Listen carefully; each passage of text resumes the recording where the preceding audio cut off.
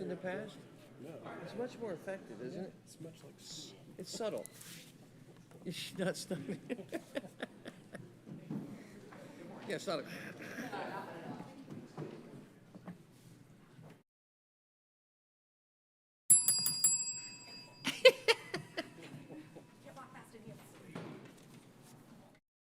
I'm sorry, Sarah. I couldn't help myself. All right.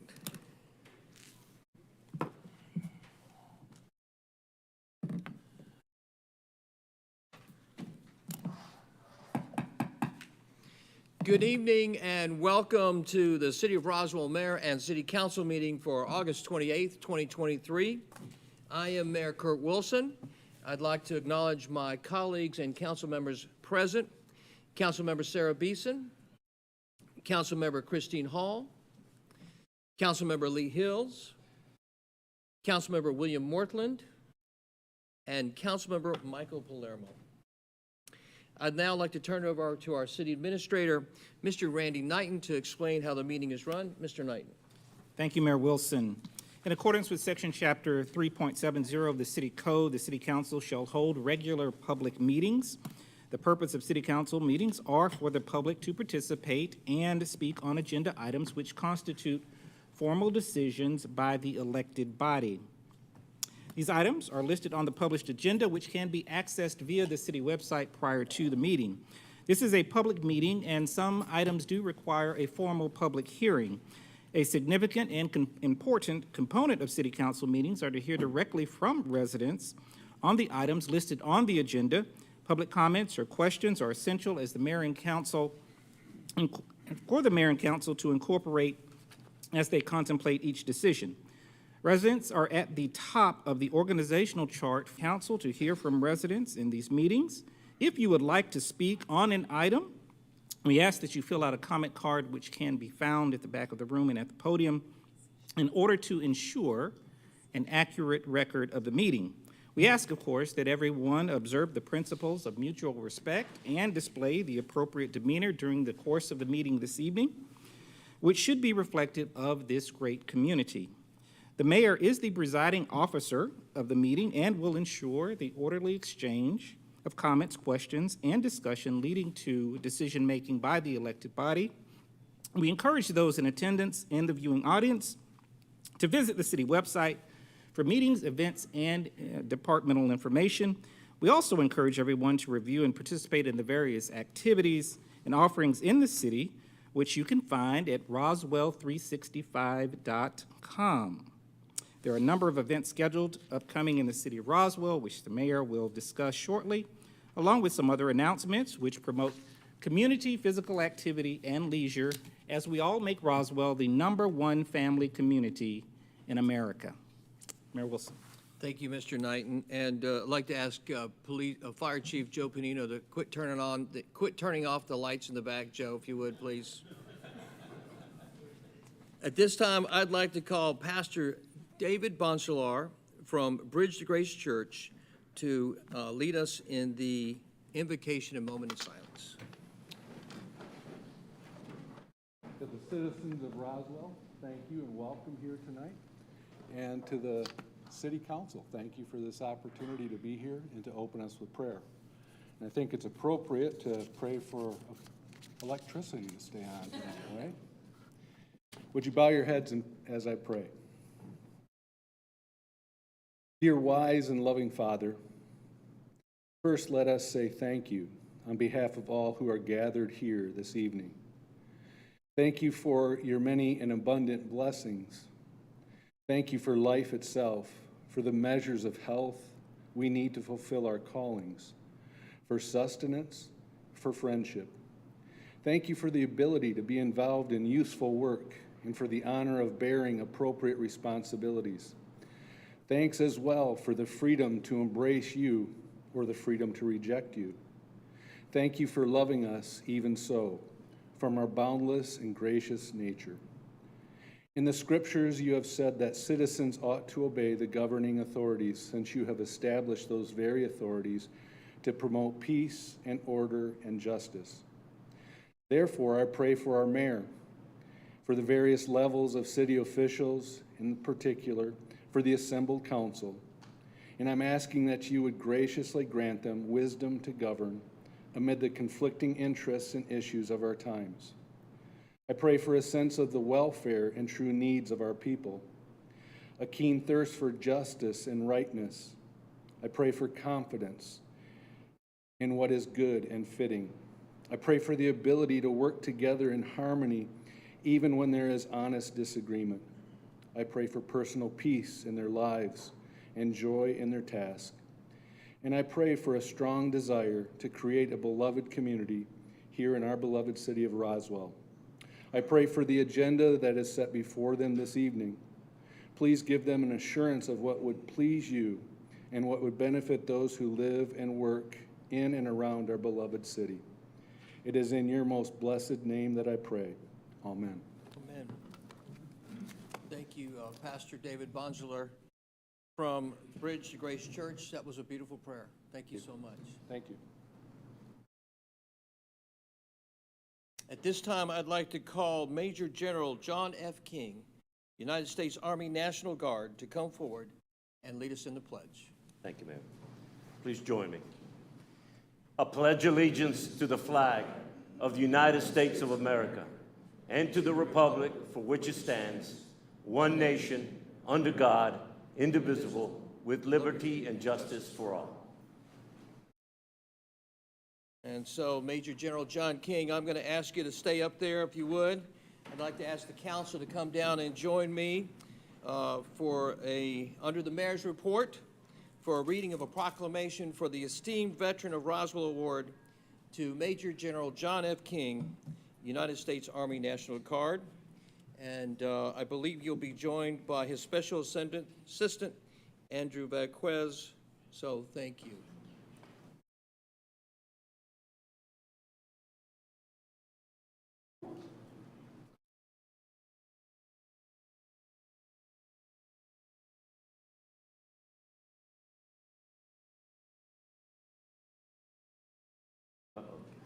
Yeah, that's a good looking picture. Look at Boy, that. Thank you, Sarah, so much. it's a lot much more young good. Just a day or two. Just a little bit. Proclamation. Office of the Mayor. Major General John F. King, esteemed veteran. Whereas Major General John F. King has served as a member of the United States Army National Guard since 1982. After moving to Georgia when he was 17, John graduated from Albany High School and soon after enlisted as a recruit. After exemplifying strong leadership capabilities, King quickly rose the ranks and took his first leadership position as platoon leader in 1985. Whereas John served as tank company and cavalry troop commander and commanded the 108th Armored Battalion, during Operation Iraqi Freedom, he commanded Task Force Rough Rider in the Sunni Triangle in South Baghdad. While deployed in Afghanistan, he served as the senior military advisor to the Afghan Deputy Minister for Security, who oversaw an agency of almost 100,000 police officers. John commanded the 48th Infantry Bridge Combat Team, Macon, Georgia. And after a successful tour of command, he was promoted to Brigadier General and Director of the Joint Staff for the Georgia Department of Defense. And whereas John was promoted to Major General in 2018 and was assigned to U.S. Army North as Commander, Contingency Command Post 1 and Task Force 51, R North, Major General King's final assignment was to North American Command and NORAD as Special Assistant to the Commander and Liaison to the Chief of National Guard Bureau. He was deployed to Bosnia-Herzegovina, Iraq, and Afghanistan. John's deployment history further includes missions to Eastern Africa. And whereas while serving on active duty and the National Guard, John King earned numerous awards for his achievements. He received the Combat Action Badge for his service in Iraq and the Combat Infantry Badge for his service in Afghanistan. Other awards and decorations include Legion of Merit, Bronze Star II, Meritorious Service Medal, Joint Meritorious Unit Award, Afghanistan Campaign Medal, Iraq Campaign Medal, El Salvador Gold Medal for Achievement, and the Afghanistan Barrio Second Degree Medal. And whereas John also had a career in law enforcement, beginning as an Atlanta police officer in 1985 and culminating as the chief of police for the city of Doraville for 17 years. A native of Mexico, John made a meaningful impact by building bridges among Doraville's diverse populations and implementing youth education and crime prevention programs in his role as chief of police. Recognizing the international composition of Doraville's community, he made it a priority to hire bilingual police officers, place multiple languages on police cars, and ensure effective translators and public defenders were employed at the city courthouse. And whereas John F. King was sworn in as Georgia's Insurance and Safety Fire Commissioner by Governor Brian Kemp on July 1st, 2019, becoming the first Hispanic statewide official in Georgia's history. John was elected to a full-year term on November the 8th, 2022. Now, therefore, I, Kurt M. Wilson, Mayor of the city of Roswell, Georgia, do hereby name Major General John F. King, esteemed veteran of Roswell, and call upon all our citizens to recognize his outstanding service to our country and our community, and that there is no higher calling than those who serve in the United States Armed Forces.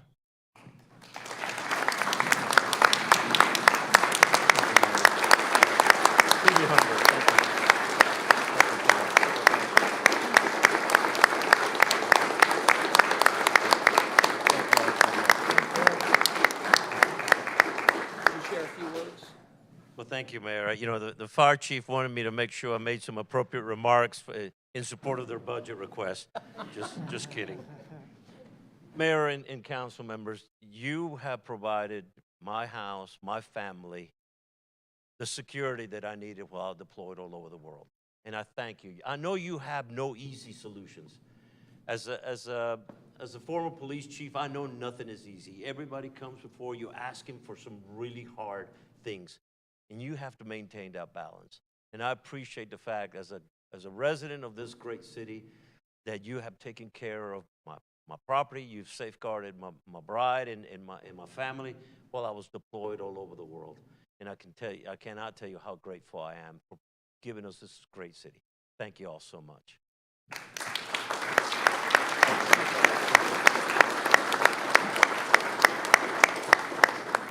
This is for you, sir.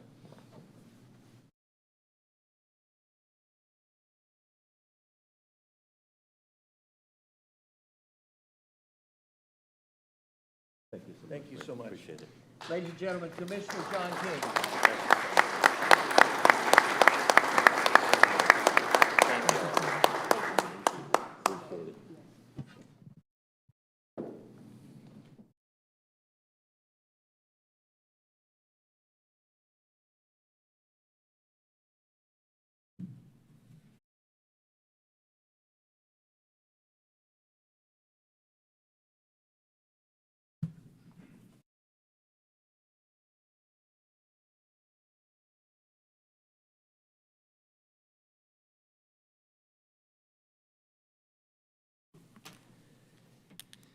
You could probably tell there in Commissioner King's esteemed veteran proclamation that there was a lot left out because there's actually so much to read. And so in his very humble way, he wanted to keep it very short and simple. But there is a tremendous career there obviously as a veteran and obviously as a civilian as well. The next item on the mayor's report. The next item on the mayor's report is the Roswell Rotary First Responder presentation. And we are very fortunate to have here some of the leadership from Rotary And I'd like to introduce our friend John Reddick from Roswell Rotary to be making a presentation this evening. So John, welcome.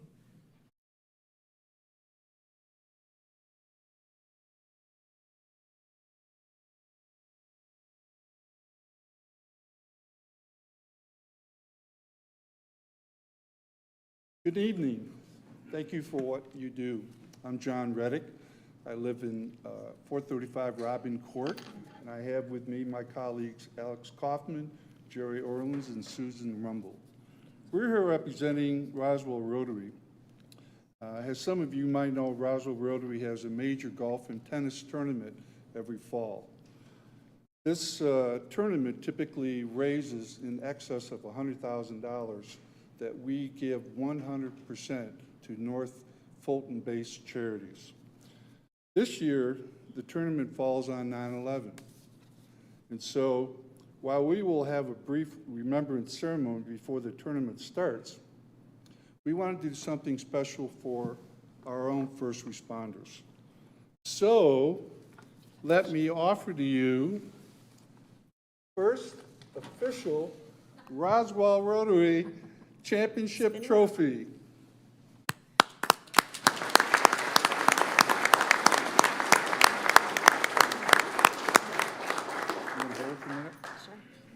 So the way this will work is that Roswell Rotary will sponsor a foursome from each department. So there'll be a foursome from the fire and from the police chief. Those foursomes will play the day of our tournament, and whichever foursome has the lowest score gets to keep the trophy in their headquarters trophy room for the whole year. And then we'll repeat the whole process the next year. So we're asking this to be an annual event sponsored by Roswell Rotary for our police and fire, have a little bit of competition. So the picture you see up on the big screen was last week when we officially unveiled the trophy. Let the competition begin. Thank you.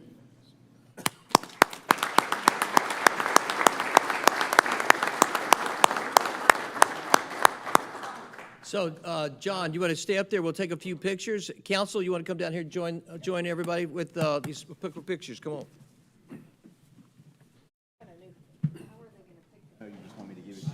So I'm happy to accept. You get one hand on it. Y'all better not tie again, that's all I gotta say. Look at the mayor and. I don't think either one of you should get really accustomed to that.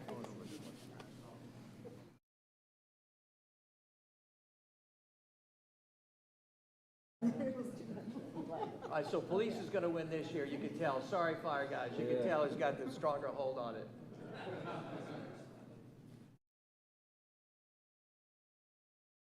All right, outstanding. Best force win. May the best force win. Thank you, President Kaufman. Thank you, buddy. Thank you, Susan. Thank you. Jerry, I hadn't even said hello. He's got his mic back. Sorry. Thanks, Alex. Look at trophies.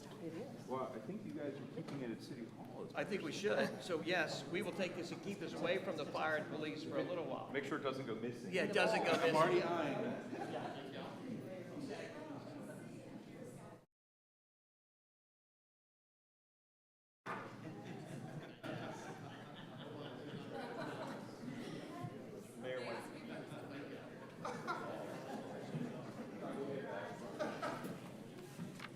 I think I'll use this as a shield to protect me during any public comment.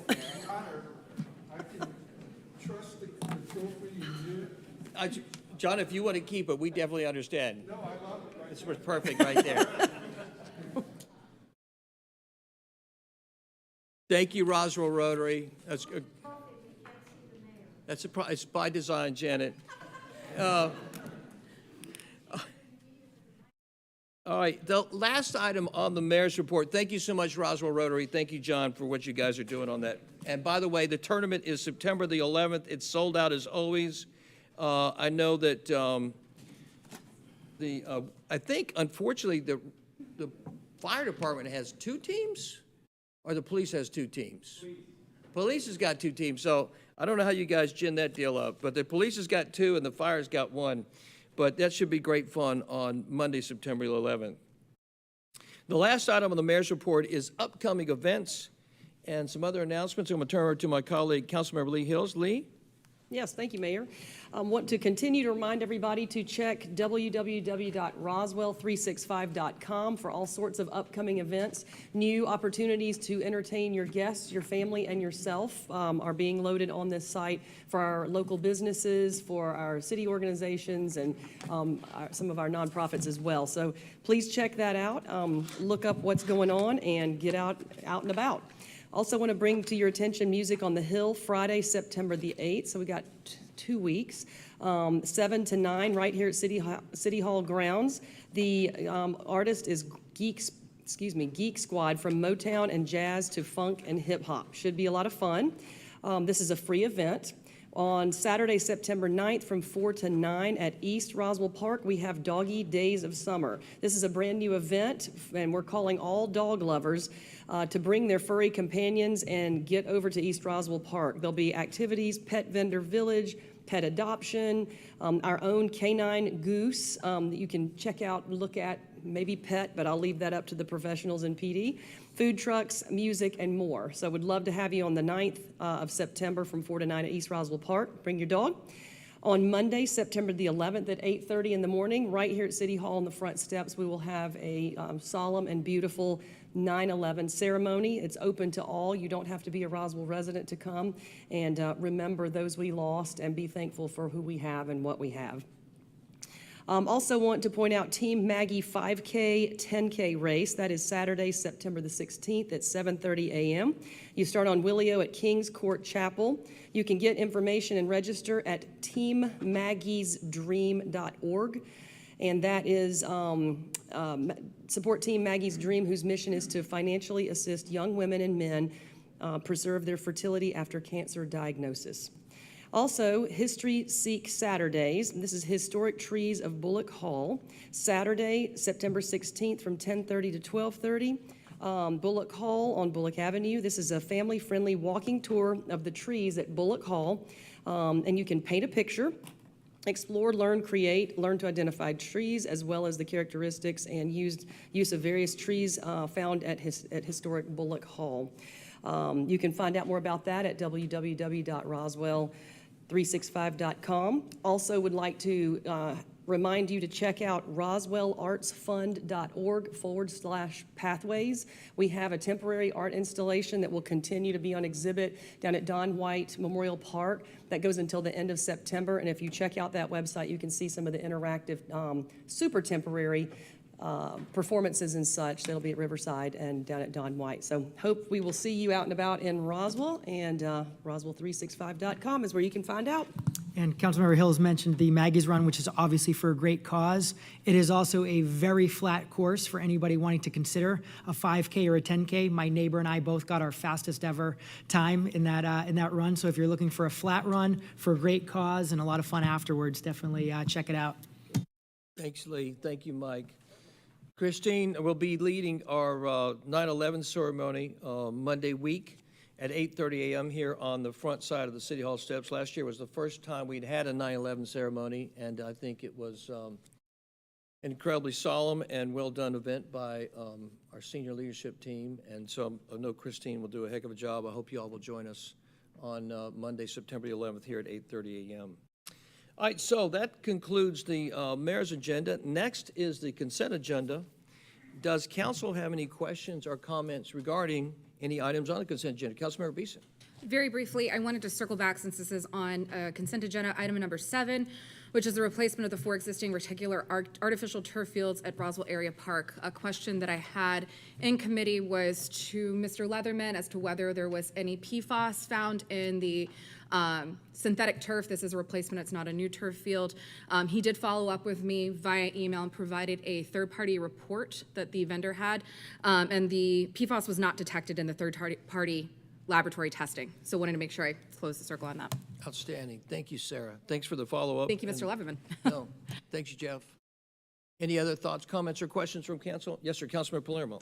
Yes, thank you. I'm Mayor Wilson, and I appreciate Councilmember Beeson following back up on that long, healthy discussion we had in committee.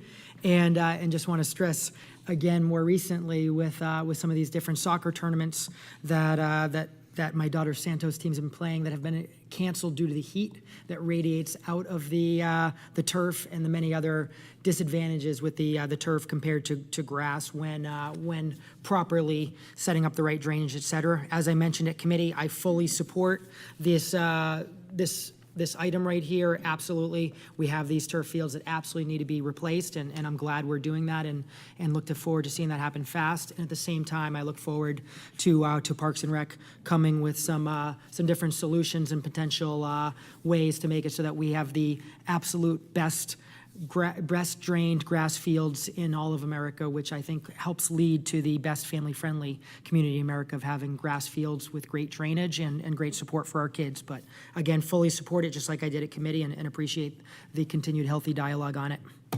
Thank you, Mike. Any other thoughts, comments, or questions from council?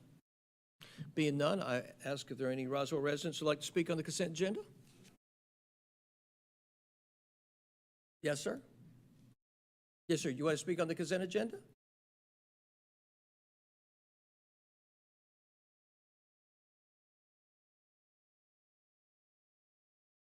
Welcome. Thank you. Jason Yao, Jason Roswell Yao, resident. longtime resident. Which item would you like to speak on the consent agenda? Mainly the budget items. So, I don't see any budget items, sir. Any yeah, particular one that you want to address? When you go on the website and then you track it back, there's some budget items. Are you not seeing it? No, sir. I see 7 items on the consent agenda. I don't see any budget items. It's part of, I believe, the pay increase for the fire department. Yes, sir. That will be the last item tonight. That'll be on a budget amendment. The next item up will be under the regular agenda. So you'll have an opportunity in just a minute if you want to talk about that.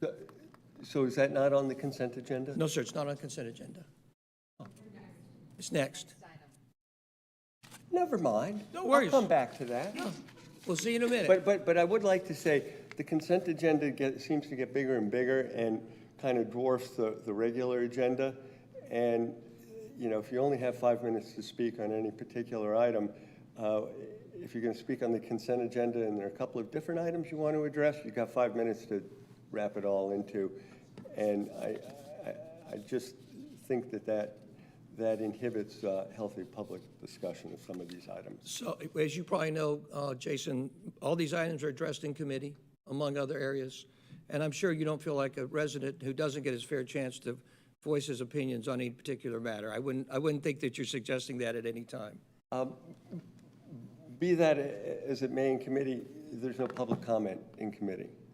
And then when you put it on the consent agenda, it's just so watered down and broad and vague. And for people who follow the operations of the city, you have to dig, and that's fine. But to say, well, it was done in committee. It's not a fair way to pawn off limiting comment on individual items by rolling them all into the consent agenda. That's just my opinion. I could be wrong. Thank you for the opportunity to express it. Thank you, Jason. We'll see you in just a minute. Any other Roswell residents who would like to speak on the consent agenda tonight? Being none, I bring it back to council. Councilmember Palermo. Thank you, Mayor Wilson. And I do want to remind just anyone watching that, of course, any council member could always request any item off of the consent agenda. And in fact, last meeting, I believe it was probably a similar sized agenda, and there was a resident who got up and spoke on an item, and pretty quickly that one was pulled off the consent agenda for more discussion. In fact, so much so that ended up going back to committee. So I think there hasn't been an issue so far, and I think this mayor and the city council absolutely wants to make sure that that there's going to be enough public comment, and if there's any issues that are requiring a lot more, I'm quite confident the mayor or the city council or someone from the city council would absolutely remove an item for further discussion. Any other thoughts, comments, or questions from council? Yeah, I think the consent agenda is a practical matter compared to looking at other cities. It certainly is. In the issue of transparency, this city, interestingly enough, is incredibly transparent on the amount of information that, and the volumes of information that it makes readily available on any and all subjects, and certainly invites that as part of the public process. And the consent agenda is just a process of which the items have already been adjudicated with some, and a lot of these are very items of practical matters that probably don't deserve a lot of meaningful long-term engagement and debate. And one of the things that we saw in the city was important was to have, one, a lot of work done outside of committee meetings, a lot of work done outside of workshops, so that when people came into committee meetings, they were prepared. And it's one of the things I'm very proud about the council members are, they usually come in highly prepared for the committee meetings because there's been a lot of work done. And one of the things I would make as a great distinction is that the council members that you see on this dais, the job is called part-time and they make $18,000 a year. And it really is, what's the fallacy, what is not transparent is how hard these people work. These people work 40, 50, 60 hours a week at being council members. They're seriously engaged. They're seriously engaged in the subject matter. They're seriously engaged with the staff and the talent of the city. And so I would say it's one of the interesting things is that I think the more that you attempt to become transparent, the more you get accused of not being transparent. And just because as a practical matter that you try to bring some efficiency and do not want 30 minutes of debate on an issue that really is a practical matter and is not nefarious, that it's not being illuminated, it's a very practical matter, that's just logical. And it's one of the things of trying to bring in more efficiency into the government of Roswell in terms of its accountability. So I think that most people know that in the city. I think most people have recognized that in the last 20 months, the city has become highly more effective in terms of its output, productivity, its engagement, and the way that it handles very sophisticated and lots of disparate information. So I would say that in terms of transparency is this government is incredibly transparent and will attempt to become more and more transparent. But one of the things that I would say that I think is very, very important is that if you go back and look through history, there's a reason that we created representative government versus straight democracy. And the United States had understood that very, very well and understood that down to the least common denominator. Representative government works. That you and I as people elect fellow residents or fellow citizens to represent us and to make decisions. And if we don't like the decisions they make, if we think they're not doing right by us, then we elect somebody else. It's called representative government. But with that is a responsibility of accountability, a responsibility of leadership, and a responsibility of making decisions. And one of the things that I think has hurt this city for a long, long time was paralysis by analysis. That everything, if there was a tough issue, would go into the public debate format and it would get talked to death and everybody would get frozen and nothing would happen. And we saw it time after time after time. And we saw it recently. Like, if there's the ability to have an honest, engaged debate and not kill the other person just because you disagree with them. And so that has repeated itself many times in Roswell. And so the lesson learned was, well, don't do anything. It's safer not to do anything because you don't want to pay a price for it. And the reality is the city pays a price for it. So if you see more items on the consent agenda, it's not because it's not being illuminated. It's because the matter's already been discussed. And it's not like people like Mr. Yao don't email, communicate, have active meetings within the city, invited to have meetings in the city with public officials, with staff members, have ongoing long parts. Like, it's not like there's a lack of transparency among any of the elected leadership. It's just the opposite. It's not like that anybody is not allowed to weigh in as a resident or as a business on matters that they think impact them in the city. Just the opposite. So just because the format here is, hey, I want to come up and make a public demonstration, where in reality, behind the scenes, many individuals and many businesses have already had lots of engagement and lots of conversation. So I just want to go on the record when we start talking about transparency, is that this government is incredibly transparent and will continue to be. But this government is also trying to be highly effective in changing the production of results in a way that are meaningful for our residents and for our businesses. That's the last I'll say on that. So, do I have a motion to approve the consent agenda? Motion made by Councilmember Lee Hills. Do I have a second? Seconded by Councilmember Will Mortland. All those in favor of passing the consent agenda, please raise your hands. Thank you. Passes unanimously. Next is the Finance Department. Finance Department. Councilmember Hall, would you read the finance item, please? Yes, I will. Thank you, Mayor. Item number 1, approval of the FY 2024 budget amendment, BA 1001-3200-08-28-23, and implement the fire department pay plan. This will be presented by Budget Manager Lynn Williams.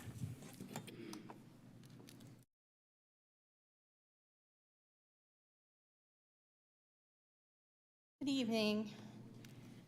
All right, the presentation of the FY24 budget showed the City of Roswell starting to make changes based on zero-based budgeting. There were many ideas that staff continues to pursue and implement.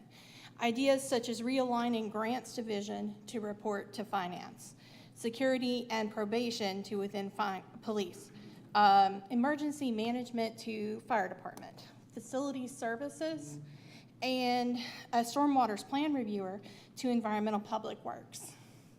Those are the items listed in the FY internal transfer. All of these have a net zero impact to the overall budget. The purpose is to realign services within the departments. We are transferring the budget authority, and for ease of reporting purposes, we would like to show these transfers effective as of July 1st. The next is a carry forward of services from FY 2023 to 2024. The fire department pay plan is also on this.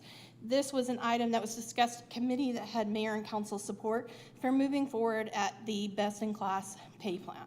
The amount is listed at $499,741, and it will be available within the general fund.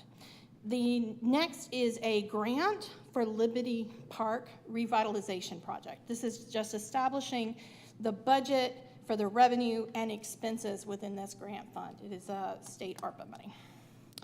The last item listed on there is the bond. Now that we have the exact amount for the digest and for debt service payments, we would like to establish the revenue and expense budgets for the bond repayment schedule. That is what I have. Thank you, Lynn, very much. All right, Lynn, before you get done, I want to make sure. Joe, did you want to come up and say anything? Because I know your pay plan is on the table tonight. Fire Chief Joe Panino, did you want to? I know you wanted to make a comment tonight.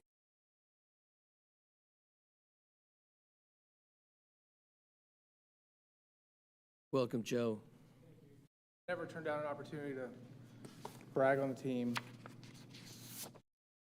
So our goal was to bring forward a competitive pay plan that would help us carry out your charge of transitioning the fire department to a full-time staffing model, in support of the city's vision to be the #1 family community in America and to provide our citizens with an exceptional quality of life.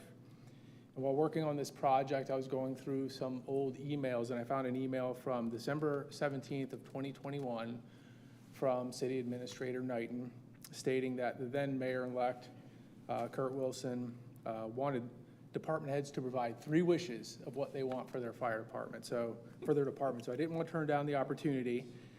So wish number 1 was 21 full-time captains and a life safety plans examiner.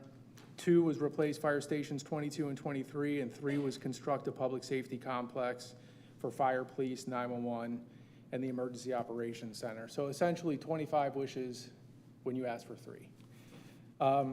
The plans examiner that we hired is in the room tonight, along with the 21 fire captains that we hired, and we've begun executing on $52 million worth of public safety bond projects. So this mayor and council and the Roswell community as a whole have been incredibly supportive of public safety And since the Three Wishes email, we've accomplished a tremendous amount together. We completed the gap analysis in the 5-year strategic plan. We've implemented the North Fulton Automatic Aid Agreement. We've implemented automatic vehicle location dispatch to make sure that we're sending the closest resource to calls for service. We've purchased a new ladder truck, 2 engines, 2 rescues, new technology for the fire department and for the training division, new cardiac monitors, gym equipment for all of our fire stations, and we've revised and condensed the fire ordinance for clarity. We've also improved efficiencies in staffing, resulting in $400,000 of cost savings. We've added 3 additional battalion chiefs, and we're the only city in North Fulton that has 2 battalion chiefs on duty, which is a big improvement to safety for our citizens and for our firefighters.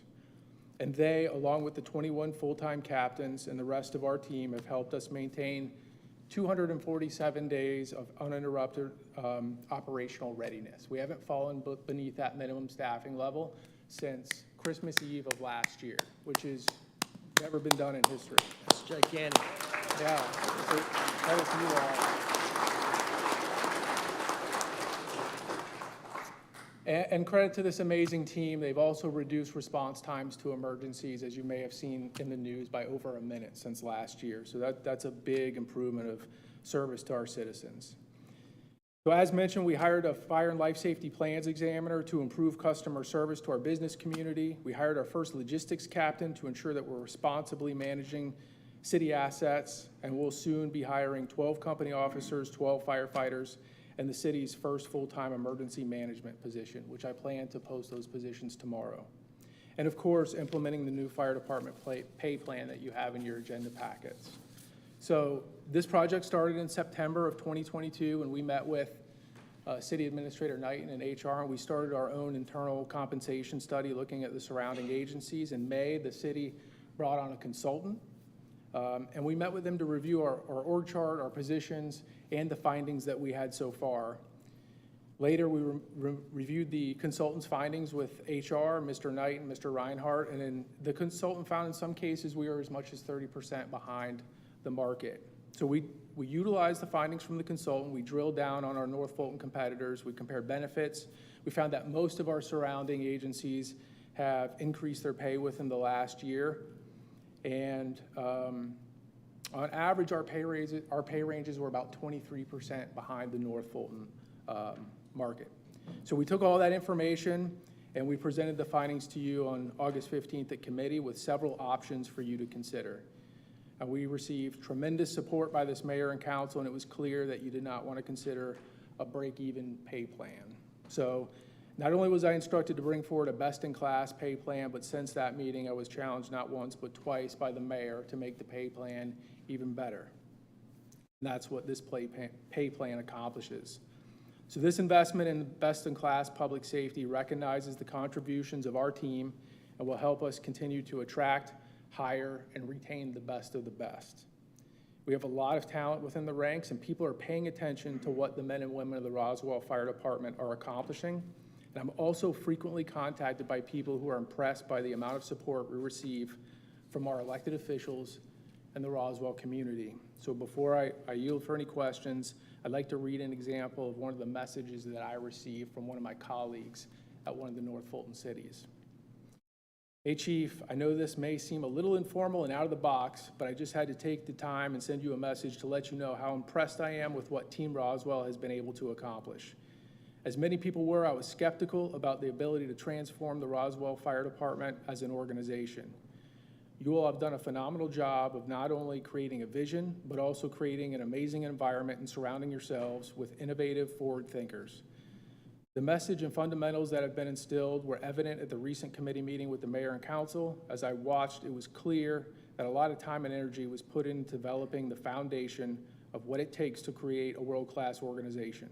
I was blown away by the conviction of the mayor and council to commit to taking care of the employees as people for the betterment of the whole human and not just seeing them as numbers or merely a budget item. The message was loud and clear that Team Roswell cares. Having worked there and being associated with many individuals that are still part of Team Roswell, it warms my heart and soul. In a business where caring is the commodity, Team Roswell is leading from the front. It really isn't as much about salaries or benefits, although they definitely help.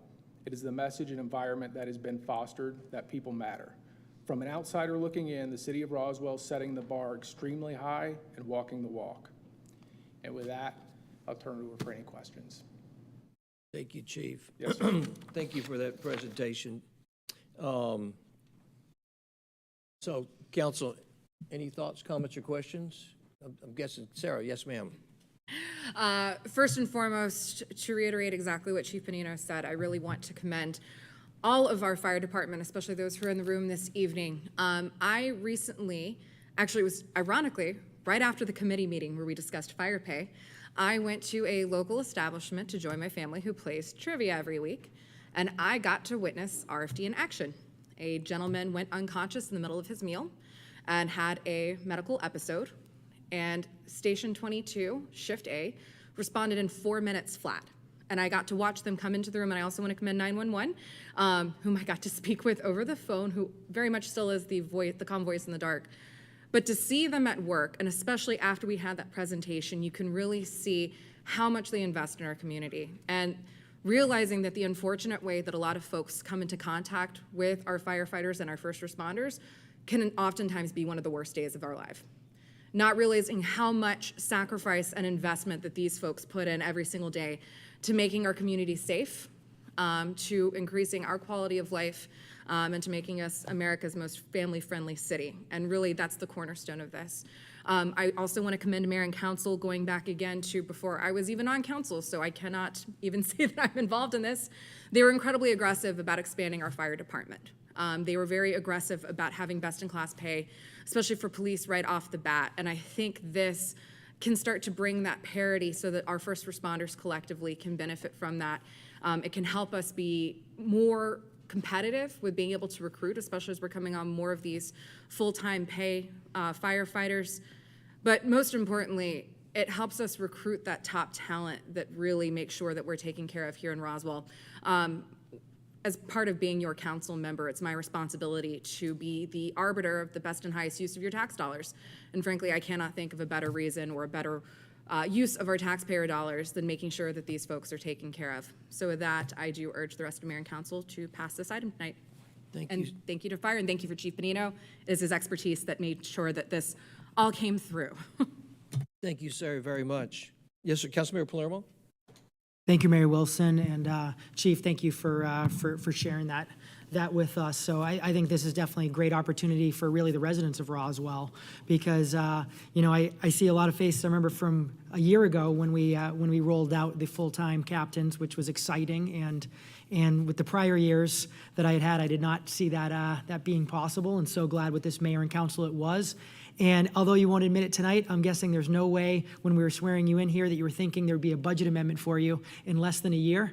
But at the same time, I think it is the right thing to do, and I fully support it. And it's similar to the conversations I had with the chief that in 2022, after some years of just trying to see how we can get the police better pay, this mayor and council rolled out the best in class pay for police. And frankly, it gives residents the opportunity to really hold our chief accountable, our whole police force accountable, that we have the best, and we're absolutely attracting and retaining the best. I think it's the same thing with our fire department, that I proudly support giving the raise, and obviously keeping in mind that obviously is just great for our residents, because again, it's really ensuring them that you all are being taken care of, and we're getting to really have you motivated to constantly do what you always have done, which is protect our residents. So this is a very exciting for me, and I look forward to actually calling my aunt and uncle, who I've talked a lot with Chief Panino and as well with Chief Burnett, of my uncle that was a lifelong firefighter, and I would stay over my aunt's house sometimes when he'd be working nights. And so I'm just really proud to support our fire department. Appreciate all you do and the entire force. Thank you, Chief. Thank you, Mike. Councilmember Hills? Thank you, Mayor. This is a little rerun, but I think it bears repeating. When I first took on the role of liaison for public safety last year, right after I was elected, I had to beat up my colleagues because I wasn't letting anybody touch that. I wanted fire, I wanted police, and I got it. And getting to know specifically Chief Panino and his road, which was less than a year being here when I took office, of being rejected for some of the findings that were factual by the previous administration. And while I don't want to dwell on that, I want to say how important it is to have fresh eyes from a new chief, fresh eyes from new council members, new leadership, and internal staff. And rather than feeling defeated, Chief Panino, and with the help of Chief Pavel Troche and his able-bodied team, I heard so many stories firsthand and rumor mill, which have turned out to all be true, really doing the deep, heavy lifting of data research, proofs on why recommendations were made, and where we were falling behind in pay for our public safety, tonight specifically for fire. I'll rewind also, which is really ironic, this is coming up tonight.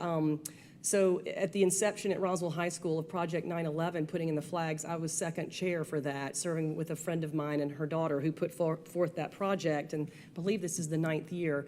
I got right on the telephone and called the fire department and talked to Chief Burnett, and I said, sir, may I please have some of your firemen come and empty a tank of water on the front lawn, because that lawn is like Beirut and we will never get flags stuck in the ground, 2,977 of them. And every year he delivered. And every year I was there while there's a parent meeting going on in the auditorium. I'm out front with these guys and I'm talking to them. And I had no idea. They were from all over the place, a few sprinkled in from Roswell, but it was unbelievable to me. I've been here 22 years, sleeping well at night, knowing if I had a fire crisis or anything, any kind of crisis, and call 911, I knew PD, fire, both agencies would take all measures to get to me or my family and my neighbors. But I had no real understanding of what a part-time fire department means, and then getting to know Chief Panino and this group, understanding the real difficulties and challenges of managing part-time. Not bad people, just difficult scheduling. So to come this far, and Chief Panino's been good to tolerate us. We've always wanted to do this best-in-class pay, and you've been patient and diligent and brought the proofs and the receipts every single time. And I cannot tell you how excited I am, how grateful I am, how humbled I am for us to be led by you in the trenches. You're leading our residents around, and you're guardian angels. So is our police force. But this is a monumental night, and I could not be happier to be part of this, and knowing that this is a legacy they'll pay forward for the rest of our existence in Roswell. So thank you so much, Chief. Appreciate you so much. Councilmember Hall. Thank you, Lee. Councilmember Hall. I can't add to what Councilmember Beeson and Hills have talked about, but I am still choked up about that letter that you received from your former colleague at another city. That I think that just says it all. It's fantastic. Thank you. Thank you, Christine. Councilmember Worthland. Congratulations, Chief. This is amazing, and thanks to the council for giving this to you as a huge tool to keep your department as strong as it is, probably the strongest it's ever been, but a fantastic tool for you to not only recruit but retain. One last point is I would like to definitely shed light on Councilmember Hills from last year, bringing this idea, starting the ball rolling. And then Councilmember Beeson for seeing us through and bringing it across the finish line. So definite credit is deserving on those fronts. Thank you, Willie. Yeah, Joe knows, look, and I'll be redundant and I apologize. This city is dramatically going a metamorphosis inside. It is going through a dramatic culture change under Mr. Knighton's leadership. And under our new COO's leadership and underneath the senior directors and department heads. Lynn, I can't wait for you to talk about zero-based budgeting. There are so many things. Like, it's funny, people's like, there's so much going on. And Joe, I think will tell you, it's like Joe Panino, our fire chief, and Jim Conroy, our police chief, are first-rate, absolutely first-rate, and first-rate professionals. And they both have unique, look, fire has a unique culture to it. Police has a unique culture to it. And they're a part of this revolution that is literally being done internally. And I can't tell you, because Joe will tell you, I'm pretty hard on him. And I'm hard on him because he's fantastic. I'm hard on him because he's an exceptional leader. And by the way, everybody at this dais, all these elected officials have been incredible. And Sarah has been, Lee was an absolute champion last year. Sarah, you know, behind the scenes, and by the way, a lot of stuff does happen behind the scenes, guys. I'm gonna tell you, it's just human behavior. Like, we're in an organization, we have conversations. Not everything, the camera's not always on. Matter of fact, most of the real work gets done behind the scenes. And Sarah, behind the scenes, was this year, last couple of weeks, you know, hey, pushing hard, fighting for Joe as her liaison, just like Lee did. And by the way, everybody wants to be the fire and police liaison. If I'm back, I will. Everybody wants that role. But, you know, behind the scenes, fighting for it. And, you know, the challenge to Joe was, Joe, it's got to be part of the revolution, man. It's got to be different. We can't just simply fall into the same trap, because no, we want a best-in-class pay plan, yes. But that's just a part of the equation. It's just part of the equation of changing how you reward people and how you incentivize people and how you keep people and how you keep people fired up about wanting to be part of what you're doing. And Joe is an exemplary leader on that. So, Joe, thank you for everything you've done. Lynn, do you want to say anything else about zero-based budgeting? Because you brought it up, and here's a budget amendment, and I was like, no, I mean, I recognize nobody likes talking about zero-based budgeting except for me, and it is a revolutionary thing that's going on inside the city, but this is a little practical matter. Yeah, Joe, you don't have to go away. There are a couple, this is internally, there's seismic activity. And by the way, thank you, Mr. Knight. Like, Mr. Knighton is making things happen inside of this city. You want to talk about ZBB at all? Sure. So one of the things that we reviewed was a lot of ideas. We went back and said, how should the departments be built? How should our services be delivered? Which department is the best fit, and which things go together? And so a culmination of some of those is the grants division being moved to finance. It is a highly financial area of discussion, and so putting it within finance makes a lot of sense.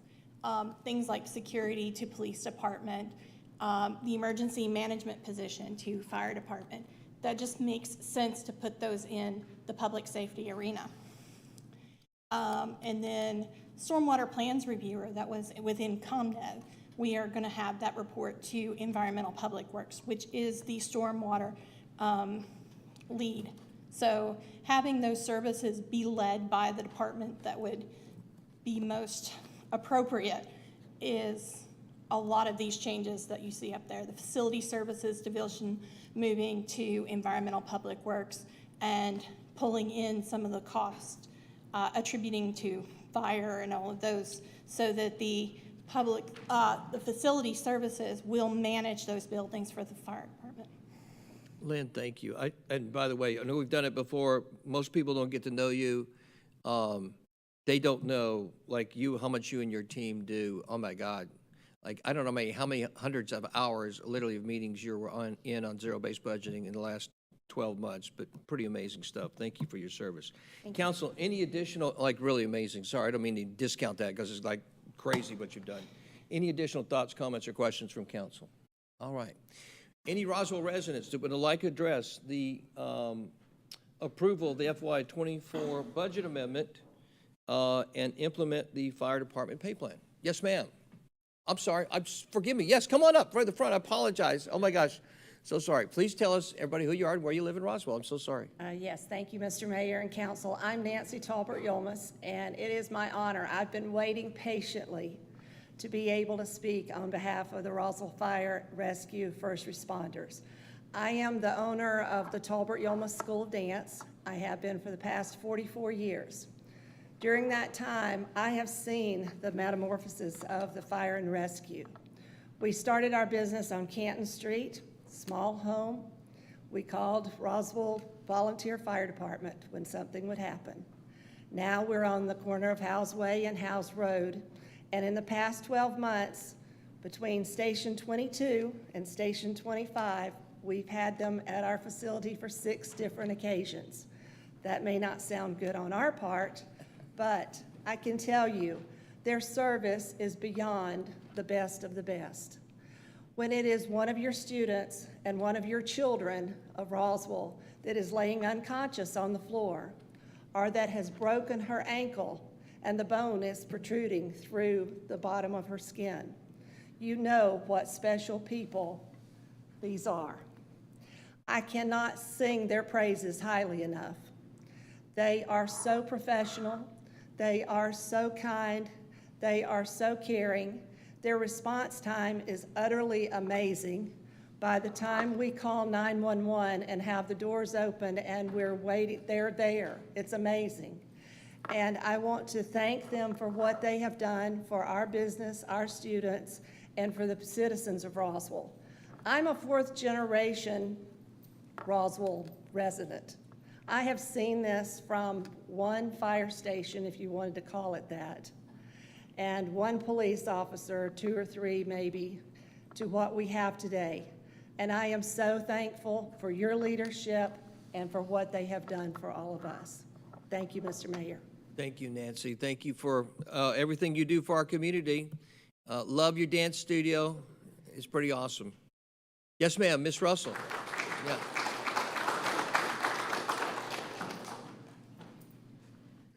Well, I'm Janet Russell, and I've known Nancy since she was a teenager.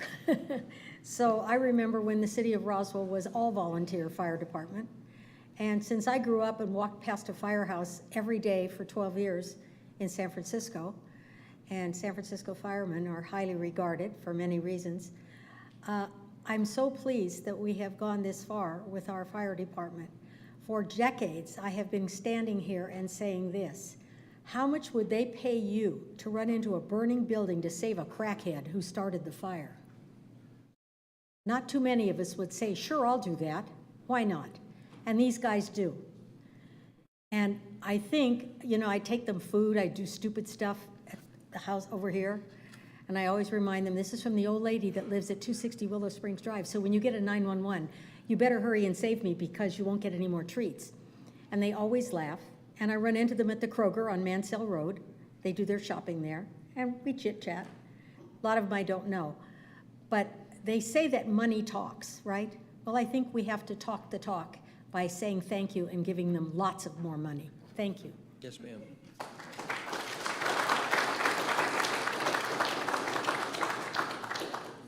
Yes, ma'am. Welcome. Meg, please share your name and where you live with everybody. Absolutely.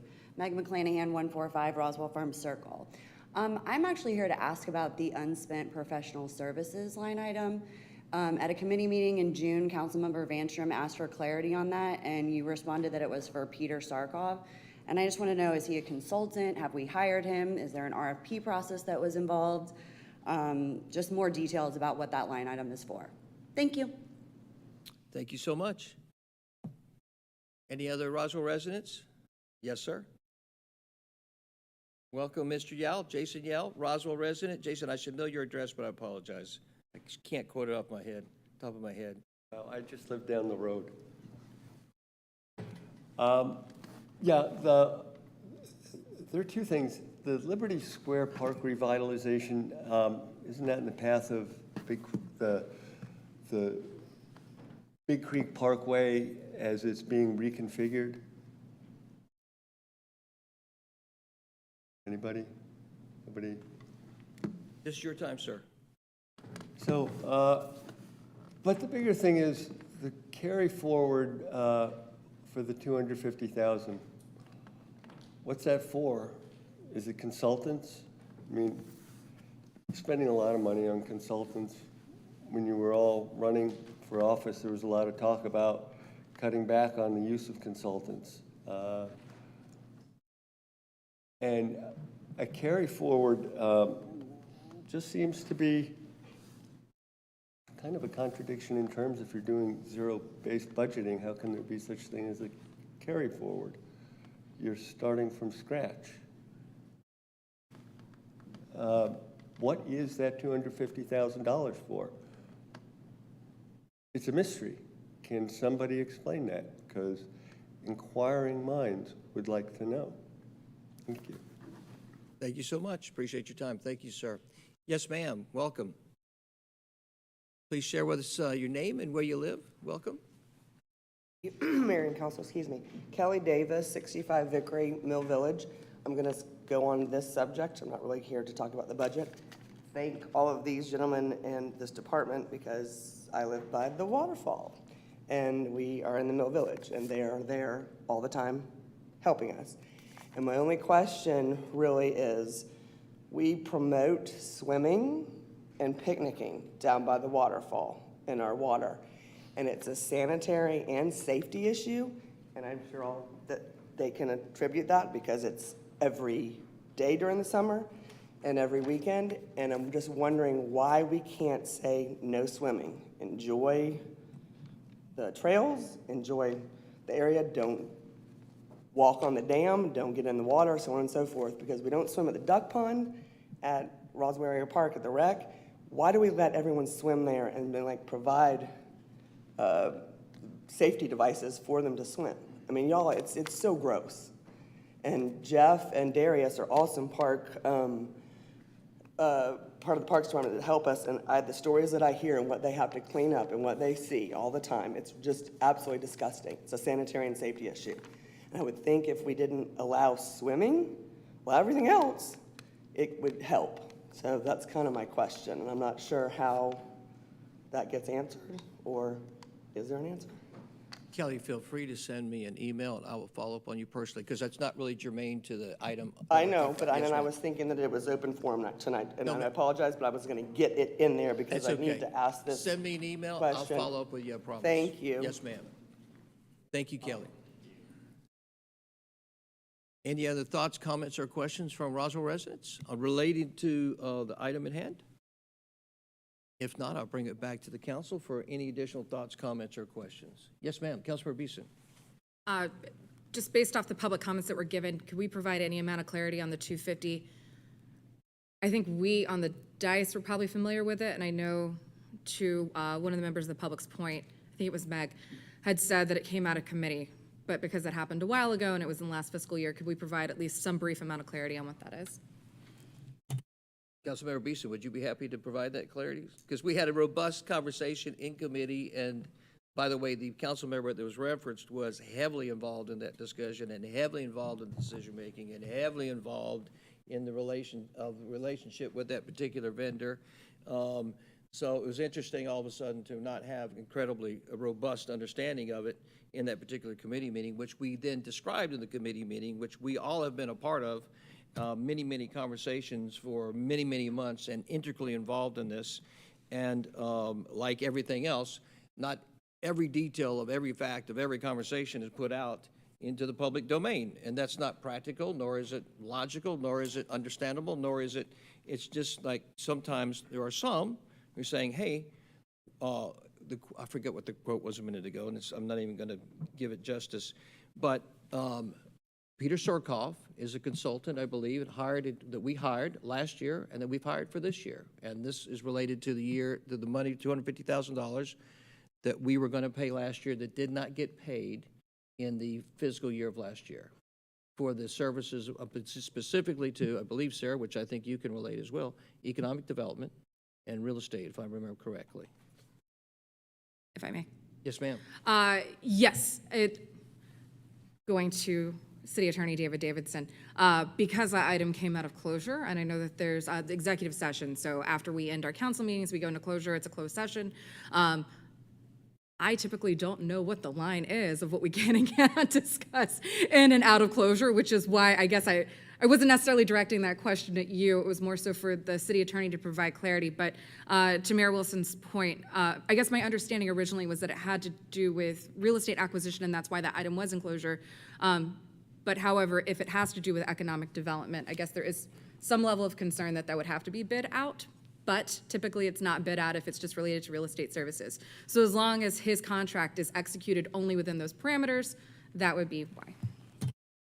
David, do you want to address that at all?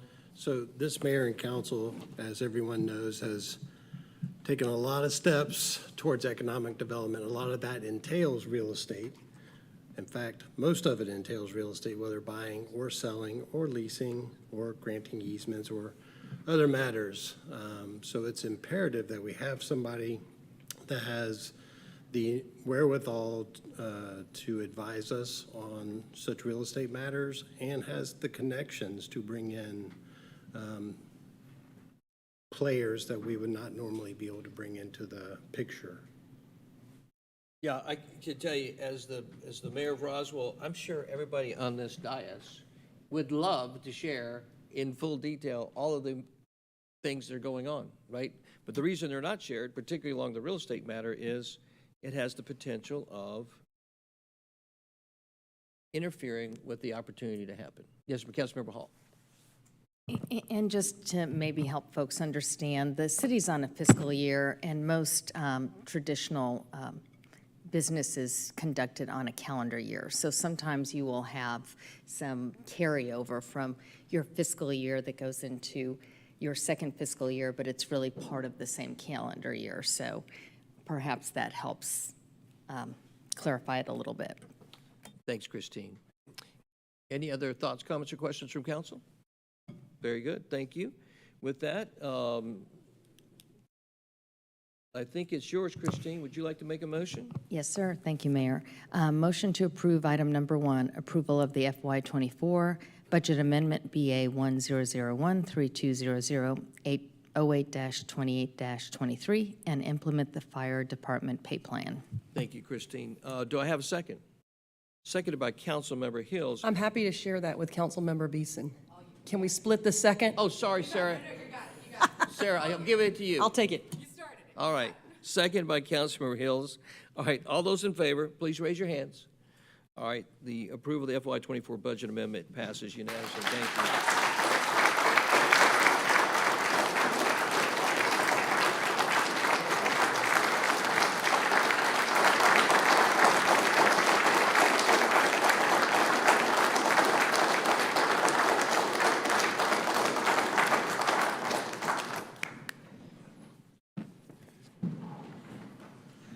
That took forever to get to that part. It did. It did. All right. We'll see if this one has as much fanfare and as excitement to it. And this is going to be a real test to a couple of council members, this one right here. All right. So next is the Transportation Department. Councilmember Hills, would you read the transportation item? Yes, thank you, Mayor. Approval of a text amendment to Chapter 18 entitled Streets, Sidewalks, and Public Places, adding a new section entitled Special Assessments for Public Improvements of the Code of Ordinances of the City of Roswell. This is the second reading. Thank you so much. City Attorney Davidson, would you please read the ordinance, sir? Thank you, Mayor. This is an ordinance to amend Chapter 18 entitled Streets, Sidewalks, and Public Places of the Code of Ordinances of the City of Roswell.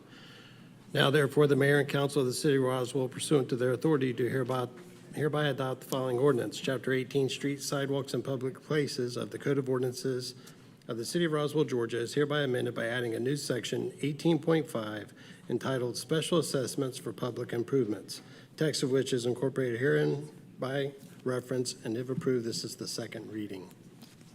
Thank you, David. Does council have any thoughts, comments, or questions on the matter at hand? Very good. Thank you. Yes. Oh, you do, Mike? You do have a comment? Councilmember Palermo? Yes, sir. So, yes. So I just want to give the clarification, the reminder, as pointed out here in section 18.5.3, section C, which mentions that lots that have a single-family home or townhome on them shall not be subject to any potential future special assessment. That's the first clarification and reminder I want to give. The second one is given that if this passes tonight as a tool for city council, that this does not mean there is a special assessment on any property. What this just is doing is creating what already exists under Georgia state law and already exists under the Roswell City Charter, and just create something as a tool to really support the safety and really quality of life of Roswell residents. And so just want to really stress those pieces right here. If in the future there ever ends up being a large commercial property that is creating risks or challenges that should not be subsidized by the other residents in Roswell. So that's really just kind of that big picture background of this. Thank you, Mike, very much. Any other thoughts, comments, or questions? Councilmember Beeson. We had a very rigorous discussion at the last council meeting, so if anybody has any questions, I would recommend going back and watching that. I guess my outstanding issue that I currently have with this is there's not really a litmus test or way that we can determine in an unbiased way which properties or which property owners we would apply the special assessments to. Because of that, I think there is room for a lot of potential bias. So therefore, I will not be in support of this item this evening. Thank you, Sarah. Any other thoughts, comments, or questions from council? If not, I turn it over to any Roswell residents who'd like to comment on this matter. Oh, Mike, did you want to come? I'll come back. I'll come, yes, sir. All right, being that there are no Roswell residents who want to speak on the matter, I'll bring it back to council. Michael. Thank you, Mayor Wilson. So as Councilmember Beeson pointed out, we certainly had a very robust debate when the first reading was here, and I thought it was a great, healthy dialogue with definitely some different viewpoints and beliefs, because obviously this could be for any type of property that does not have a single-family home or a townhome. The example or the concern that Councilmember Beeson had raised was for apartment complexes, and knowing that in reality that is just one of many examples that are possible within it. But with the example for why I think this is important is to make sure, using that example that was brought up last time, that no other resident should be subsidizing a profitable apartment complex, or if not looking at an apartment complex, a vacant property in a commercial corridor that's creating issues or getting gain without having the proper infrastructure. But to the point that was brought up today, which was a new one, is regarding the potential of bias. The issue I have with that is really anything that a mayor and council of any city or any municipality or county could do, there's always the risk of bias, whether it's a rezoning request or a conditional use for apartments or for taller buildings or whatnot. There's always the risk of bias, and that's why it's so appropriate that we do have a process that is public and has a vote of individuals voted in by the residents. And so I think just as we have a process that has rezonings and conditional uses and all those aspects, it's important we have this tool as well. And I do hope that council considers passing this, knowing that there's no specific property or plan of using this today, but there's always that risk in the future. This could be a important tool to make sure that we're not having any properties that are getting subsidized by the residents of Roswell. Thank you, Councilmember Palermo. Any other thoughts, comments? Councilmember Beeson. I appreciate it. I want to make sure, just for clarification, it's slightly a mischaracterization to say that my only concern from the last discussion was because of apartment complexes. The point that I previously made was that we route as a city sidewalk networks, because it's part of network infrastructure, throughout the entire city, including I can think of 2 specifically country club neighborhoods that are about to have connections to sidewalks directly to their neighborhoods that we recently approved. My concern was, why is it that in this case we're talking about the profitability of REITs, I think was the example given last time, with apartment complexes, and not batting an eyelash at the fact that we provide the exact same services for our country club communities. That said, I fully support country club communities getting sidewalks in the same way that I support our apartment complexes getting sidewalks. And again, as a reminder, this is not sidewalks within the private communities. This is sidewalks connecting them to the rest of our network infrastructure. That said, going back to Councilmember Palermo's point about making sure that no one's subsidizing that.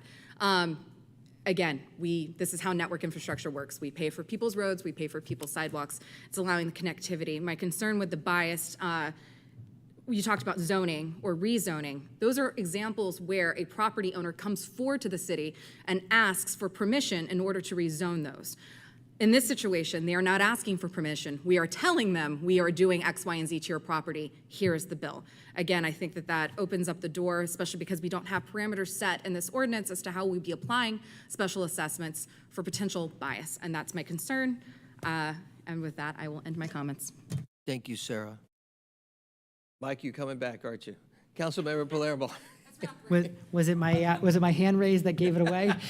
That being said, I think it's a very intelligent discussion, and I'm happy to have discussion and enjoy hearing the points. I do think there's a key difference. So as was just mentioned, with that example regarding network infrastructure and an apartment complex should be treated the same as a golf community. So I think probably the big example of that is Old Alabama, which connects to the neighborhood of Willow Springs and which is where the Country Club of Roswell is. So the area that is getting funding for the sidewalks is Old Alabama, which does connect to the community, but also has a lot of both car traffic as well as pedestrian traffic that are not just from that neighborhood. And also a big difference is that a homeowner in Willow Springs is not making a profit and making money each year off of their house, whereas in a commercial property owner and commercial business is potentially making money off of it. And then just at the end of the day, I sincerely, obviously everybody knows, I want to see sidewalks throughout our city, and I want to see a lot more connections and a lot more pedestrian safety. And even with the bond, even with T-Splost, there's not enough money for sidewalks everywhere. And so we can talk about going back again to the apartment complex example that was brought up in the last council meeting, it is an area with a lot of walking demand. That demand is created by that commercial business, and it's not. And I don't think it's fair that money should be taken from another location because of the situation that the apartment complex is creating by not having a sidewalk right there when they potentially have residents that need to walk to public transportation, et cetera. So again, I think valid points and I think legitimate points, but again, I certainly am very focused on making sure that we don't have large commercial properties that are taking subsidies from Roswell residents. Thank you, Mike. Sarah? I know you couldn't resist it. Come on. One sentence. Apartment renters are still taxpayers. That's it.